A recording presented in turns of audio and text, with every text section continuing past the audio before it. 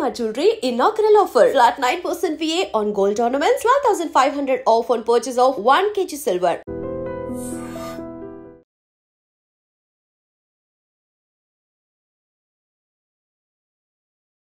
నమస్తే, welcome to I dream inside politics with Kavitha. BRS party నుంచి బయటకు వచ్చిన తర్వాత తెలంగాణ జాగృతి కవిత మెల్లిమెల్లిగా తన పరిధిని విస్తరించుకునే పనిలో పడ్డారా? ఇప్పుడు సరికొత్తగా సమస్యల మీద పోరాటం చేస్తామంటూనే గ్రూప్ 1కి సంబంధించి జాబ్ క్యాలెండర్ని రిలీజ్ చేయాలి అంటూ టీజీపీఎస్సీ ఆఫీస్ని ముట్టడించారు నాయకులు, కార్యకర్తలు. కవిత టార్గెట్ ఏముండబోతోంది? తన స్ట్రాటజీని ఎలా అమలు చేయబోతున్నారు? మనతో పాటుగా ఉన్నారు సోషల్ యాక్టివిస్ట్ కృష్ణకుమారి గారు. అమ్మ నమస్తే. నమస్తే. సో కవిత ఎపిసోడ్ చూసారు, ఆల్మోస్ట్ 2 వీక్స్ అవుతుంది. 2 వీక్స్ తర్వాత తన డెవలప్మెంట్ ఎలా ఉంది? తన పరిధిని ఎలా విస్తృతం చేసుకుంటున్నారని మీరు అనుకుంటున్నారు? ఇప్పుడు కవితకి తన అస్తిత్వం ఒక ప్రశ్నార్థకం అయిపోయిన పరిస్థితుల్లో టీఆర్ఎస్ పార్టీ అనండి, బీఆర్ఎస్ పార్టీ అనండి, ఆ పార్టీలో సస్పెన్షన్కి గురైన తర్వాత ఆమె గురి కావాలి అనుకున్నారా, గురి చెయ్యాలనుకున్నారా, ఏదైతేనే అది జరిగింది. జరిగిన తర్వాత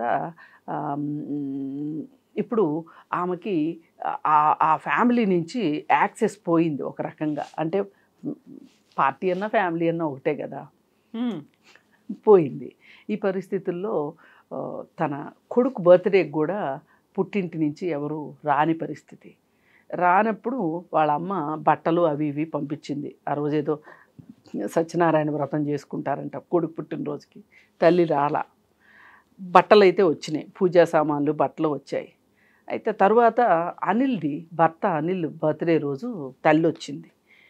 ఈ మధ్య కాలంలో అంటే ఈ 3వ తారీఖు బర్త్డేకి 11వ తారీఖు బర్త్డేకి మధ్యలో 9వ తారీఖు 11వ తారీఖు మధ్యలో ఈమె ఎక్కడా ఖాళీగా ఉండట్లా, ఏదో ఒకటి కలబెడుతోంది. ఈ కలబెట్టడం అంటే ఏంటి అంటే అసలు నేను ఫిట్ అవ్వాలి, సర్వైవల్. ఇంకా ఆమెకి ఇప్పుడు చావోరేవో. ఇవాళ ఆమె కేవలం తెలంగాణ జాగృతికి పరిమితమైన ఉపయోగం లేదు. సొంత పార్టీ పెట్టడం అంత ఈజీ ఏం కాదు. వాళ్ళ నాన్న మొదటి నుంచి చెప్తున్నారు కదా, పార్టీ పెట్టమంటే పాండబ్బా పెట్టినంత ఈజీ కాదని. ఆ భయం ఉంది ఆమెకి. ఎట్లా దానికోసం అని చెప్పి ఆమె ఎక్కడ ఆగకుండా ఏదో ఒకటి సర్వైవల్ కోసం పోరాటం చెయ్యాలి. అది ఆరాటమా పోరాటమా తెలియదు, కానీ ఆమె అయితే మటుకు జనాల్లో ఉండాలని డిసైడ్ చేసుకుంది. ప్రతి సమస్యని ఆమె తడుతోంది. ఇప్పుడు ఫర్ ఎగ్జాంపుల్ సుదర్శన్ రెడ్డి గారికి నా మద్దతు అంది. ఆమె ఓటేసే పరిస్థితిలో లేరు, కానీ అందరూ ఓట్లేసే వాళ్ళే మద్దతు ఇచ్చారా? నాలాంటి వాళ్ళు, మీలాంటి వాళ్ళు, ఇంకొకరు అందరూ ఇచ్చింది నైతిక మద్దతు. ఆమె కూడా అది ప్రకటించింది. చాలా మంచి పని చేసింది. ఎందుకంటే సుదర్శన్ రెడ్డి గారు తెలంగాణ వ్యక్తి. ఆయన ఈ పోరాటంలో ఉన్నప్పుడు, నిరూపించుకోవాలి అనే ఉద్దేశంలో ఉన్నప్పుడు ఒక రకంగా తాడోపేడు అన్నట్టు దిగాడు ఆయన. ఎందుకంటే సరిపడా బలం లేదు, అయినా కానీ నేను ఫైట్ ఇవ్వాలి అనే ఉద్దేశంతో ఇచ్చాడు. కానీ మరి తెలంగాణనే అస్తిత్వం అనే ఉద్దేశంతో మీరు పోరాటాలు చేసిన వాళ్ళు, దాని ఫలాలు తీసుకున్న వాళ్ళుగా మీరు ఆయనకు మద్దతు పలకల టీఆర్ఎస్ పార్టీ. కానీ ఈమె టీఆర్ఎస్ కాకపోయినా కానీ మద్దతు పలికింది. ఇట్లా ప్రతి అంశాన్ని వదలట్లేదు ఆమె. ఆ విషయంలో ఎంతో కొంత ఫ్యామిలీలో ఒక చర్చ జరుగుతుంది. ఎందుకు ఇలా బయట ఉంచి మాట్లాడటం కన్నా లోపల పెట్టుకోవడమే కరెక్టు అనే ఉద్దేశం ఏదో ఉంది. అందుకని తల్లి వచ్చింది. ఇప్పుడు తల్లి వచ్చింది అనుకోండి, ఫస్ట్ హ్యాండ్ ఇన్ఫర్మేషను. అదే ఇంకొక దూత ఎవరైనా వచ్చారనుకోండి, వాళ్ళు యాడ్ చేయొచ్చు, సబ్స్ట్రాక్ట్ చేయొచ్చు, తీసివేతలు కూడికలు చేయొచ్చు. అందుకని తల్లే వచ్చింది.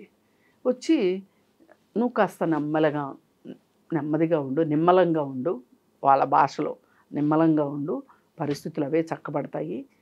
నువ్వేమి ఎక్కువ తక్కువ ఎక్స్పోజ్ అవ్వకు, ఎక్స్పోజింగ్గా పార్టీ గురించి కావచ్చు, నీ వ్యక్తిగత విషయాలు కావచ్చు, నువ్వేమి ఎక్కడ మాట్లాడొద్దు, నిమ్మలంగా ఉండు, అన్నీ సర్దుకుంటాయని చెప్పింది. అది కేసీఆర్ చెప్పందే ఆవిడ వచ్చింది అని నేను అనుకోను. సో అన్ని సర్దుకుంటాయి అంటే ఏ పరిస్థితులు సర్దుకుంటాయి ఏ పరిస్థితులు సర్దుకుంటాయి అంటే ఇది 6 నెలలు కళ్ళు మూసుకుంటే సస్పెన్షన్ ఆటోమేటిక్గా రద్దు అవుతుంది. దాని కాల పరిమితి 6 నెలలే ఉంటుంది. అది అయిపోయిన తర్వాత నువ్వు మళ్ళీ రావచ్చు. ఒక 6 నెలలు కామ్గా ఉండు. కొన్నాళ్ళు అంటే 6 నెలలు, అంతకంటే ఇంకేముంటుంది. కానీ తను కూడా ప్రాథమిక సభ్యత్వానికి రాజీనామా చేసింది కదా. చేసింది, ఎమ్మెల్సీకి కూడా రాజీనామా చేసింది. ఈ ఈ చర్యలన్నీ కూడా ఎంతో కొంత కుటుంబంలో ఒక పెద్ద చర్చ. ఇప్పుడు సస్పెన్షన్ అనగానే ఇప్పుడు మాట్లాడకుండా ఇంట్లో ఉందనుకోండి, ఏ ఫారిన్ ట్రిప్ వెళ్ళిపోయింది అనుకోండి, వాళ్ళకి అలవాటే కదా, వెళ్ళిపోయింది అనుకోండి, అందరూ గప్చిప్గా ఉండేవాళ్ళు. కానీ ఇప్పుడు ఈమె విషయం గురించి ఆలోచించాల్సిన అవసరం ఎందుకు పడింది అంటే ఈమె ప్రాథమిక సభ్యత్వానికి రాజీనామా చేసింది, ఎమ్మెల్సీకి రాజీనామా చేసింది, మాట్లాడుతోంది. పైగా ఇప్పుడు ఈ రెండు చేసి కామ్గా ఊరుకున్నా అది వేరు విషయం. మాట్లాడుతోంది కదా. మాట్లాడుతుంది అంటే ఏంటి అర్థం? మేకయ్యే అవకాశం ఉంది కదా ఎప్పటికైనా. ఏమో మనం ఏదో ఒక రకంగా దగ్గరకు తీయకపోతే బీజేపీలో చేరుతుందా, కాంగ్రెస్లో చేరుతుందా, ఎక్కడో చోట చేరితే ఇంకా పరుగు పోతుంది కదా అనే ఒక భయం లేకపోలే ఆ పార్టీలో వాళ్ళకి కానీ, తండ్రికి, అన్నకి, బావకి లేకపోలే ఆ భయం. అందుకే ఏంటంటే తల్లిని పంపించారు, నువ్వు కొంచెం కామ్గా ఉండు అని. కానీ ఆవిడ కామ్గా ఉండే ఉద్దేశం ఆవిడకి లేదు అనేది మనకి క్లారిటీగా అర్థమవుతుంది. నిన్న విష్ణువర్ధన్ రెడ్డిని కలవటం కావచ్చు, ఈరోజు జాబ్ క్యాలెండర్ గురించి పోరాటం చేయటం కావచ్చు, ఇవన్నీ.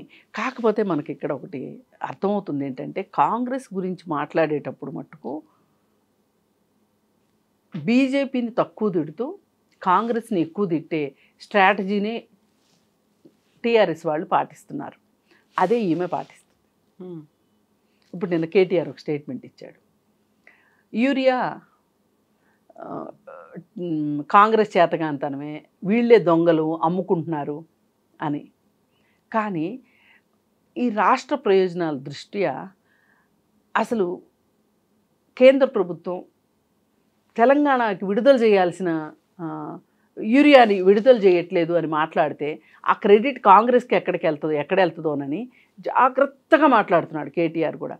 ఈమె కూడా అలాంటి విషయాల దగ్గరికి వచ్చేసరికి జాగ్రత్తగా మాట్లాడుతోంది. ఇప్పుడు తెలంగాణ జాగృతి తరఫున తను ఇవాళ పోరాటం చేసేది కూడా అది కాంగ్రెస్ మీద పోరాటం. ఇప్పుడు అధికారంలో ఉంది కాంగ్రెస్ కాబట్టి కాంగ్రెస్ మీద పోరాటం. ఏతావాత చూసుకుంటే అసలు వీళ్ళింట్లో అసలు లొక్కలొక్కలు ఉన్నాయా అనే ఒక డౌట్ వచ్చేలాగా కూడా వ్యవహరిస్తున్నారు. ఆమెమి బీజేపీ జోలికి అసలు వెళ్ళట్లే, కాంగ్రెస్నే టార్గెట్ చేస్తుంది. అది ఇది కాదంటే తన సొంత పార్టీ వాళ్ళకి టార్గెట్ చేస్తుంది తప్పితే బీజేపీ జోలికి వెళ్ళట్లే. కానీ వచ్చిన గొడవంతా అక్కడే వచ్చింది కదా, నేను అరెస్ట్ అయ్యి ఉన్నప్పుడు బీజేపీలో విలీనం చేయాలనే ప్రతిపాదన వచ్చింది అనేది వచ్చింది. అదే ఇప్పుడు ఆ కోపం అదే. మీరు భూమి ఆకాశం ఏకం చేసైనా సరే నన్ను ఎందుకు కాపాడలేకపోయారు, నన్ను ఎందుకు జైల్లోంచి బయటికి తీసుకురాలేదు, మీకు మీ రాజకీయాలు, మీ డబ్బులు మీకు అవసరమైనవి, కానీ ఇది నన్ను మీరు ప్రొటెక్ట్ చేయలేదు అనేది ఆవిడ ఆ బాధలోనే ఆవిడ ఉన్నది. కానీ దీని అన్నిటికన్నా ముఖ్యంగా ఇంకా కొంతమంది బయట వాళ్ళు మాట్లాడుకునేది ఏంటి అంటే అక్కడ ఏదో ఆస్తుల పంచాయతీ నడుస్తోంది. ఈ ఆస్తుల పంచాయతీ విషయం కూడా వచ్చే ఈమె ఇంతలా తిరుగుబాటు బావుట ఎగరేసింది అనేది మాట్లాడుకుంటున్నారు. అంటే అచ్చంగా చూసుకుంటే ఆంధ్రప్రదేశ్లో ఏం జరిగిందో తెలంగాణలో కూడా అదే జరిగింది. అయితే ఇప్పుడు తను చేస్తున్నటువంటి పోరాటం అంటే కొన్ని రోజులు ఆలోచించి నిర్ణయం తీసుకుంటాను, కార్యకర్తలతో చర్చిస్తాను అన్న తర్వాత తన పార్టీని తను ఏమన్నా తెలంగాణ జాగృతిని రివైవ్ చేసేసి మళ్ళీ పార్టీ పరంగా మార్చే అవకాశాలు ఏమన్నా అనిపిస్తున్నాయా మీకు? అంటే అంత ఈజీ కాదండి, అంత తెలివి తక్కువది కాదు కవిత. డబ్బులు పోగొట్టుకోవాలి. ఇప్పుడు పార్టీ పెట్టడం, పార్టీ నడపడం అంటే డబ్బు ఎలా అయినా సరే అదిలించో బెదిలించో తనకు కావాల్సింది సాధించుకోవాలి అనే ఒక మనస్తత్వం కవిత దగ్గరే మొదటి నుంచి ఉంది. అవసరమైతే బ్లాక్మెయిల్ చేస్తుంది, అవసరమైతే పోట్లాడుతుంది, అవసరమైతే ఏడుస్తుంది, అవసరమైతే ఏదైనా చేయగలిగిన కెపాసిటీ ఉంది. ఇంట్లో కూడా ఆ విధంగానే ఆమెను ఎగ్గుకొచ్చింది. కాకపోతే ఈ ఆస్తుల పంచాయతీ ఇప్పుడు అక్కడ షర్మిలాది అదే ఆస్తుల పంచాయతీ. ఇప్పుడు షర్మిల పార్టీ పెట్టింది, ఏం చేసింది చెప్పండి? కాకుండా తను ఆ మాట కూడా చెప్పారు కదా, పోలికలు వద్దు అనే మాట కూడా తనే అన్నంత మాత్రాన అవుతుంది ఏంటి? మాట్లాడుకోకుండా ఎవరు ఊరుకోరు. పార్టీల్లో నుంచి బయటకు వచ్చి పార్టీలు పెట్టిన వాళ్ళు ఎంతమంది బతికి బట్టగట్టారు? ఇప్పుడు కాంగ్రెస్ నుంచి బయటకు వచ్చి పార్టీలు పెట్టిన వాళ్ళు ప్రణబ్ ముఖర్జీ కంటే ఏం గొప్పది కాదు కదా కవిత కానీ షర్మిల కానీ. ప్రణబ్ ముఖర్జీ బయటకు వచ్చి పార్టీ పెట్టి మళ్ళీ వెళ్ళి కాంగ్రెస్లో కలపలా? ఇట్లా కలిపిన వాళ్ళు చాలామంది ఉన్నారు. ఏదైనా నిలబడింది ఆ పార్టీలో నుంచి బయటకు వచ్చి నిలబడింది అంటే మమతా బెనర్జీ తప్పితే మిగతా వాళ్ళు ఎవ్వరూ కూడా అంత ఇదిగా బతికి పట్టగట్ల. ఇప్పుడు ఉన్నటువంటి పరిస్థితుల్లో ఇంకొక పార్టీని పెట్టాలి అంటే ఆ అవసరం, ఆ గ్యాప్ అనేది ఉందంటారా? లేదు, అసలు గ్యాప్ లేదు. ఇవాళ తెలంగాణలో గ్యాప్ లేదు. ఎందుకంటే ఏ గ్యాప్ వచ్చినా సరే, ఏ పార్టీలో అసంతృప్తి వచ్చినా ఆ అసంతృప్తి వచ్చిన వాళ్ళని ఇముడ్చుకోవడానికి బీజేపీ కాచుకుని కూర్చుంది.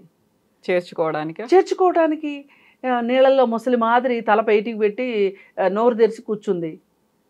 వస్తే వేసేయాలి అన్నట్లు. అలా ఆ ఉద్దేశంలో ఉన్నప్పుడు కవితకి ఎక్కడ ఛాన్స్ వస్తుంది? అవసరమైతే కవితనే ఇముడ్చుకునే పరిస్థితిలో ఉన్నారు వాళ్ళు. అదొక వాషింగ్ మిషన్ పార్టీ, అందరికీ తెలిసిందే కదా, మనం ప్రతిసారి చెప్పుకోకర్లా. అంతేగాని ఈమె పార్టీ పెడితే ఈమె పార్టీలోకి వచ్చేది ఎవరు చెప్పండి? ఏముందని వస్తారు ఈమె పార్టీలో? చేసినటువంటి పోరాటం, సమస్యలు, ఏ పోరాటం అవన్నీ టీఆర్ఎస్ పార్టీకి అనుబంధంగానే ఉన్నాయి, బీఆర్ఎస్ పార్టీకి. అసలు ఇప్పుడు ఇంత చేసి మనందరికీ ఒక పెద్ద కన్ఫ్యూషన్ క్రియేట్ చేశారు వాళ్ళు. అసలు ఇది టీఆర్ఎస్ పార్టీయా బీఆర్ఎస్ పార్టీయా చెప్పండి మీరు? ఇప్పుడు ప్రస్తుతం బీఆర్ఎస్ పార్టీలోనే ఉన్నారు. బీఆర్ఎస్ పార్టీ అది. మరి అసలు వేరే ఏ రాష్ట్రంలోనూ ఎక్కడ ఏమి సుయి చేయలేదు. పక్కనున్న ఆంధ్రప్రదేశ్లో కూడా పోటీ చేయలేదు వాళ్ళు కనీసం. ఎక్కడో దాకా ఎందుకు? ఆయన కోసం పూలాభిషేకాలు పాలాభిషేకాలు చేశారు ఆంధ్రాలో, కట్అవుట్లు పెట్టి. అక్కడే పోటీ చేయలేదు. నువ్వు కనీసం సౌత్కి కూడా పరిమితం కాలేదు. బీఆర్ఎస్ పార్టీ ఎట్లా అవుతుంది చెప్పండి? అధికారికంగా పేరు మార్చుకున్నారు కదా గెజెట్లో. అదే నేను అంటున్నానండి. ఇప్పుడు మార్చుకున్నారు కరెక్టే. మార్చుకున్నందువల్ల ఉపయోగం ఏంటి చెప్పండి? మళ్ళీ భవిష్యత్తులో వచ్చే ఎన్నికల కోసం మళ్ళీ అప్పుడు స్ట్రాటజీ చేస్తారేమో. ఇప్పుడు ఇది వర్కౌట్ అవ్వలేదు, ఓడిపోయిన తర్వాత దాన్ని ఎక్స్పాన్షన్ చేయలేకపోయారు. అదేనండి, పార్టీలు అంత ఈజీ కాదు. పార్టీలు పెట్టడం, పార్టీలు పెట్టిన తర్వాత నడపటం అంత ఈజీ కాదు. ఇప్పుడు మన దేశం మొత్తం మీద 460 పార్టీలు ఏమో ఉన్నాయంట. అందరికీ తెలిసిన పార్టీలు ఎన్ని చెప్పండి? వేళ్ల మీద లెక్క పెట్టచ్చు. ఒక 10 పార్టీలు అందరికీ తెలిసిన పార్టీలు. మిగతా పార్టీలన్నీ ఏం చేస్తున్నాయి చెప్పండి? పార్టీ పెట్టమని రీజనల్ పార్టీలుగా ఉన్నాయి చాలా వరకు. ఎంత రీజనల్గా ఉండేవండి, కానీ ఎక్కడో చోట వినపడదా? ఇప్పుడు బీహార్ ఉందండి. బీహార్లో ఎన్ని పార్టీలు ఉన్నాయో అందరికీ తెలుసు కదా. నేను అనేది అది. ఇప్పుడు ఉత్తరప్రదేశ్ ఉంది, ఎన్ని పార్టీలు ఉన్నాయి? పేరెన్నిక గన్న పార్టీలు ఎన్ని? కానీ ఊరికి పేరుకి రిజిస్టర్ అయ్యి ఉంటాయి పార్టీలు. ఏమిది కూడా అట్లా రిజిస్ట్రేషన్ అవుతుంది. 466 పార్టీలు ఏమో అని మొన్న మధ్య ఒకసారి ఒక లెక్క వచ్చింది. దానికి ఇంకో నంబర్ యాడ్ అవుతుంది తప్పితే ఆమె చేయగలిగేది ఏమీ లేదు. ఇప్పుడు మా తాతల నేతులు లాగారు, ఇప్పుడు మూతులు లాగుతామంటే కూడా పరిస్థితి లేదు. ఎందుకంటే ఈమె ఇవాళ అసలు టీఆర్ఎస్ బీఆర్ఎస్ పార్టీయే లేదనుకోండి, ఈమె ఒక ఉద్యమ సంస్థగా ఉందనుకోండి తెలంగాణ జాగృతి కింద. పోనీ తెలంగాణ జాగృతిగా ఈమె విస్తరించే అవకాశం ఉంటుంది. కానీ ఈమె ఉన్నది ఆ అంబ్రెల్లా కిందే కదా, ఇంకా బయటికి రాలేదంటారా? ఎక్కడ వస్తుందండి? వాళ్ళు కూడా అదే అన్నారు కదా. అసలు ఆమె మా పార్టీలో అంతర్భాగమే కాదని కేటీఆర్ స్టేట్మెంట్ ఇచ్చిన తర్వాత అది ఒక ఉద్యమ రూపం అని చెప్పారు తెలంగాణ జాగృతి అనేది. ఆయన ఇచ్చారు కదా. ఆమె ఎప్పుడు మా పార్టీలో భాగస్వామ్యం ఉంది అన్నంత లెవెల్లో మాట్లాడాడు వాళ్ళ బ్రదరు. మరి కోపం వచ్చేస్తుంది కదా వాళ్ళకి. సో ఇప్పుడు ఏం జరుగుతుంది అనుకుంటున్నారు? ఏం చేస్తుంది? ఏమీ చేయదండి, ఇలాగే చేస్తూ ఉంటుంది. చిన్న చిన్న అస్తిత్వ పోరాటాలు చేస్తూ ఉంటుంది. ఆ అస్తిత్వానికి కూడా ఒక దారి తెన్ను కనిపించట్లే. ఇప్పుడు ఒక పార్టీ అంటే దానికి ఒక లక్ష్యం, దానికి ఒక సిద్ధాంతం, దానికి ఒక కార్యాచరణ, దానికి ఒక భవిష్యత్తు దిశానిర్దేశం ఇవన్నీ ఉంటాయి. ఒక పార్టీ అంటే ఆ పార్టీకి ఇవన్నీ లక్షణాలు. ఇప్పుడు పరిస్థితి ఎలా ఉందంటే ఈమె ఏదన్నా మాట్లాడగానే ఆ పార్టీలో నుంచి నలుగురు వచ్చి మాట్లాడేస్తున్నారు. ఇదివరకు చిన్నమ్మ గారు అనుకునే వాళ్ళు కూడా వచ్చి నీ సంగతి చెప్పమంటావా అని మాట్లాడుతున్నారు. అది ఇప్పుడు ఆవిడ పరిస్థితి. ఇప్పుడు మొన్న ప్రకాష్ గారు ఏంటి చెప్పమంటావా అని మాట్లాడారు కదా. మామూలుగా అయితే కేసీఆర్ బిడ్డగా ఆ మాట అనగలుగుతారా చెప్పండి? ఒకప్పుడు అసలు ఆయనకి మంచినీళ్ళు ఉన్నాయా లేవా అన్నట్లుండేది ఆ పార్టీలో. ఆయన వాళ్ళ గొంతెత్తి మాట్లాడగలిగారా? రేపు ఇంకొకళ్ళు మాట్లాడతారు, ఎల్లుండి ఇంకొకళ్ళు మాట్లాడతారు. ఈమె అనవసరంగా ఈమె పరువు ఈమె తీసుకుంటున్న పరిస్థితిలాగా చేసుకుంటుంది. అందుకని చేయగలిగింది ఏమీ లేదు. నేను నిరాశతో కాదు చెప్పేది, ఈ దేశంలో మహిళలకి రాజకీయాల్లో ఇచ్చే ప్రాధాన్యత పాత్ర గురించి మొత్తం స్టడీ చేస్తే మనకు అర్థమయ్యేది, ఎక్కడో ఆ ఇంట్లో ఇంకో మగపిల్లాడు లేకపోతే తప్పితే ఆడపిల్లకి సరి అయిన ప్రతిపత్తి లేదు. ఒక్క డిఎంకే పార్టీలోనే కనుమొళికి మాత్రమే నడుస్తుంది. సుప్రియా సూలే ఉంది అంటే సుప్రియా సూలేకి బ్రదర్స్ లేరు కాబట్టి ఉంది. ఇంక మీరు చెప్పండి, ఎవరున్నారో చెప్పండి. మహిళల రిజర్వేషన్స్ ఉన్నాయి స్థానిక సంస్థల్లో, ఖచ్చితంగా చచ్చినట్టు ఇస్తున్నారు. Corporators, councillors. ఒక మహిళా కార్పొరేటర్ పక్కన భర్త పేరు లేని కౌన్సిలర్ని చూపెట్టండి, పేపర్లో అడ్వర్టైజ్మెంట్లు వస్తాయి కదా. ఖచ్చితంగా క్లియర్గా తెలిసేది ఏంటి అంటే అక్కడ భర్త రాజకీయం నడిపిస్తున్నాడు, భార్య ఫోటో మాత్రమే ఉంటుంది అనేది మనకి క్లియర్గా అర్థమవుతుంది. ఏ అడ్వర్టైజ్మెంట్ అన్నా చూడండి. ఇది నేను చాలా బాధతోనూ చాలా కోపంతోనూ మాట్లాడుతున్న మాట. ఇది సిగ్గులేదు ఈ మగవాళ్ళకి? మీకు భార్య పేరు పక్కన మీ పేరు పెట్టుకొని మీరు రాజకీయం చెయ్యాలా? ఏం తట్టుకోలేకపోతున్నారా? ఆడవాళ్ళకి ఆర్టీసీ బస్సులో రిజర్వేషన్ అంటే తట్టుకోలేరు, టికెట్ లేదు అంటే తట్టుకోలేరు, ఉద్యోగాల రిజర్వేషన్ అంటే తట్టుకోలేరు. ఎందుకు ఇంత తట్టుకోలేనితనం దేనికి? ఒక్క మగవాడైనా సరే పక్కన భార్య పేరు పెట్టుకుంటున్నారా? ఎందుకు భార్య పేరు పక్కన భర్తల పేర్లు ఎందుకు వస్తున్నాయి?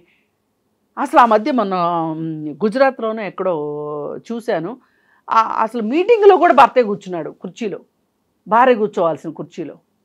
ఢిల్లీ సీఎం పక్కన కూర్చున్నారు, రేఖ పక్కన. ఇంకా మున్సిపాలిటీలో అయితే ఇంకా దరిద్రం ఏంటో చెప్పమా, వాళ్ళు అసలు రారు మీటింగ్కి, వీళ్ళే వెళ్ళి కూర్చుని వీళ్ళే మాట్లాడతారు. సంతకాలు మాత్రమే పెడుతున్నారు ఆడవాళ్ళు.